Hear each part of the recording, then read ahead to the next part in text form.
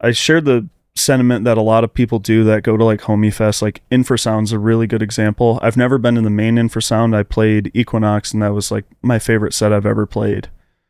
Keep that small. Like, I want them to make money, but like the people that go there are there for the fucking music. You know what I mean? Like, it seems like those smaller, if you want to call it, I'll call it a Homie Fest just as like a term. That's like the best energy ever. And like you said, once you start injecting money into it and sponsors into it, and it grows and grows and grows, you want it to be this inclusive experience where everybody can enjoy it, but also the more people, the more opportunity you have for things to suck. That's a long answer. I'm sorry. No, I appreciate it, because it's like I'm pontificating on this. I'm going to give you one of these for that. I learned how to do that. I never dipped. I guess I started my day on this weird. Somehow I opened up my phone and opened up social media, and I probably a bad way to start, but every day. No, not every day. Unfortunately for me, every day. I try not. Well, it happens, especially when I got to post and whatever. But I started out the day learning about like Pasquale, the guy who owns Insomniac. Okay. And he started out in a cool way where he was doing very underground stuff. And now his festivals or Insomniac festivals are around the country, and Insomniac is owned by Live Nation, and they're trying to trademark Plur, and they're doing all these things that feel very like corporate. Sure. And I just feel as though when things get too big, they start losing their essence. And I don't even necessarily think it's anyone's fault. I think it's just like the people that want to throw these festivals. This is my theory, is that there is a part of them that wants to be loved for what they do. Sure. I mean, like, we all have these selfish reasons for wanting to, like, we want to be loved for doing this podcast, like, for making your music, whatever. Yeah. Hit subscribe. Smash that button. Yeah. And punch your computer screen. Please. But, like, and that doesn't come from necessarily a bad place. Right, it's maybe just like a human need. Yeah. But when it gets to a certain level, it starts to become this thing that corrupts you. And I think I might have like a fear of my own.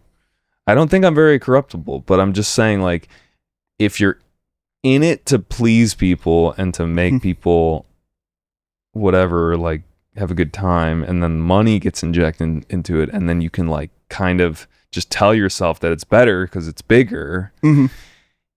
Is it bigger? You know what I mean? I don't know. It's just this thing where it's like, does human nature end up spoiling it at a certain point? Like, I don't know. This is just the theory. This is the thought that I had today. No, I get what you mean. I think that's just the nature of, I don't want to say our country, but, you know, that's business is business. Like, I will never hate on anybody for getting a bag.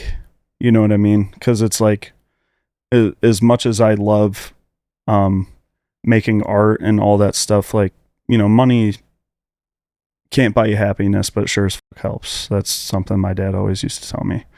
And it's not all about that, but I think with success comes injection of, you know, money. And then I think everybody does want to curate an experience, like you said, that people really do enjoy and love, and it's much more accessible to everybody else, you know. Like, I think, reverting back to what I was talking about, like the Homie Fest and stuff, the reason they're Homie Fest is because not everybody knows about it. And that's okay, you know. But I'm sure the people, you know, the people that throw those little ones, like, you struggle the first 2-3 years you run it, you might lose money and all that stuff, you know. So it's like this really fine line of, I want to be successful, I want to keep it true to myself, I want to keep it true to all the people that want to attend. But, you know, sometimes it's just like, holy shit, that was great, and it just goes. You know, I think you could equate that to like certain artists. Like I've seen artists blow up out of nowhere, and it's just like, oh shit, I'm making 50 bands a night now. Like holy fucking shit, I never dreamed of this. And then your perspective and everything changes. Not that it's in a negative or positive way, either way. I know it's a very vanilla answer. No, I want this answer. Yeah. But I think, certain things do get too big to the point where it's like, okay, well, maybe now, obviously, you have an understanding of how everything works. And then a lot of it is like our opinions are catered upon the lineups and, artists that we like. We want to see, like I would love to play a festival thrown by Insomniac just for exposure. And you know what I'm saying? Like all those things, whether I think it's good, bad, or in between, doesn't matter. I've tried to get to a place for me where, for a while I was like, oh, well, I don't want to play this show because of this look or this, that, and the other thing. It's like, no, fuck that, dude. Like I'm trying to make money. I know that's like a shallow answer, but not a lot of artists talk about it. It's like, dude, we can care as much about the scene as we want and everything, but it's really fucking hard to make money. And those people that have 100,000 people going are going to give you a lot more money than, X, Y, and Z that's, so to speak, down here. So yeah,